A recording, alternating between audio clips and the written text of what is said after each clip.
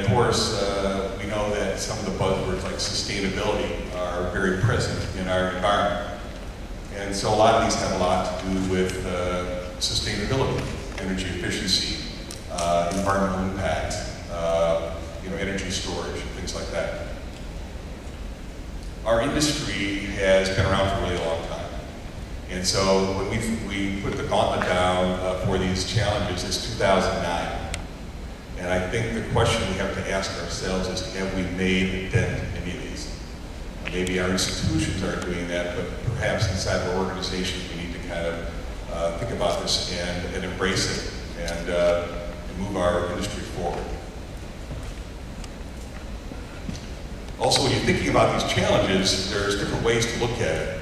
I think that the NFPA has traditionally been an organization of manufacturers, not necessarily integrators, or people who actually do the systems. So when we look at what are the fundamentals for some of these challenges and how do they fit the roles of the manufacturers and the integrators, you can see that clearly manufacturers have a role in hardware design and testing,